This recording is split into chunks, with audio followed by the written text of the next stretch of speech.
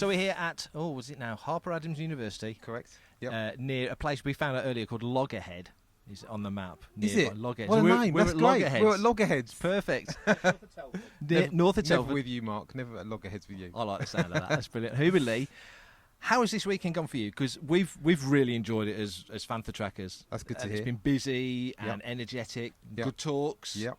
Indeed. How's it been for you? It's been wonderful. Yeah. It's hard work. I can't deny it. You know, the committee, there's Giles and Oliver and Sam and Mark and Nick and Darren and myself. I think I remembered everyone. And we've been talking about this since about March this year. Yeah. So there's a lot of prep that goes into it, you know, a lot of hard work. You don't know where you're going to be this time of year, especially me. True. So I'm working on productions at the moment. So I'm busy at Pinewood, and then I've got to set up this event. But we're all busy, you know, we're all doing stuff, but it's worth it. Because thanks to you helping out as well, because you did some of the interviews, you know, here with Henrik and Brian Herring. But it's been wonderful. It's turned out everyone's happy. Everyone's having a lovely time. Plenty of compliments. That's what we do it for. And when you do an event like this, other than it being a club event, to say it's a private club event essentially. What are your hopes? What are your intentions when you get everyone together like this? Because we've noticed today, as you say, yesterday it was Henrik and Brian, and today has been more for us non-techies, more of a techie based. You know. Is that the intention, to get people up to speed on new?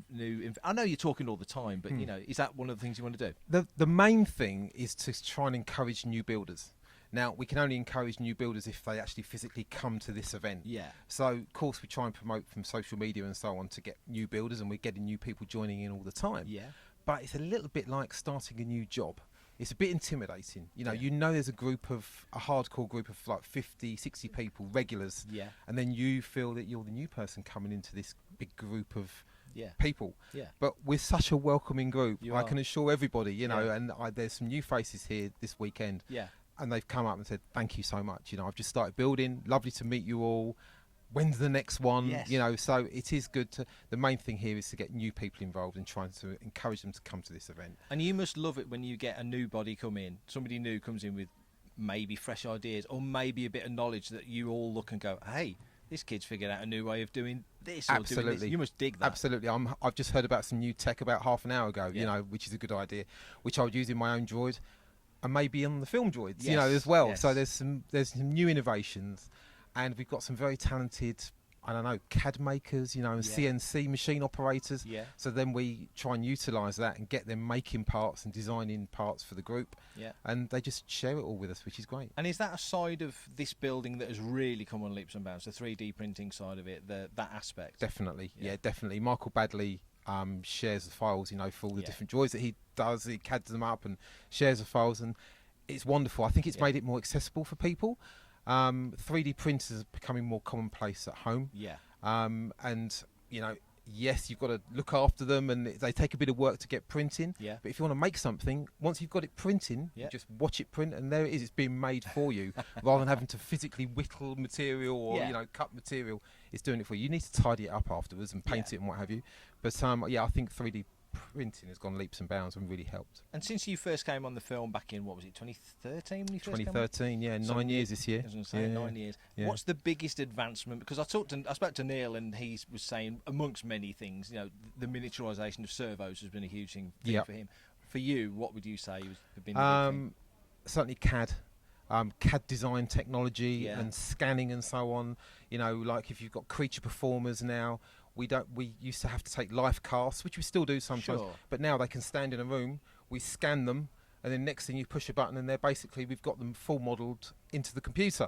And then we can build costumes and animatronic heads around them just on CAD software in computers. So computer technology for sure.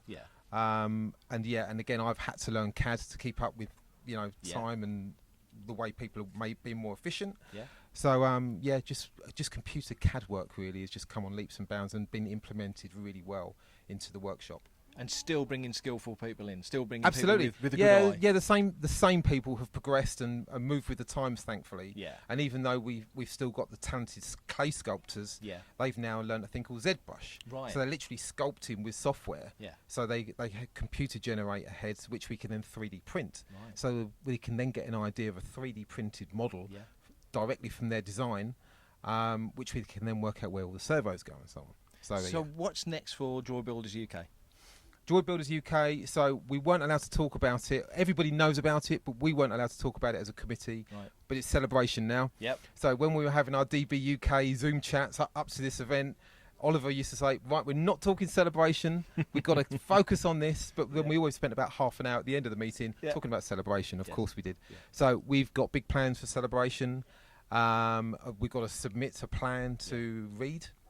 And we're going to hopefully take the course and have plenty of displays, loads of droids, but we want to make it a bit more interactive for people.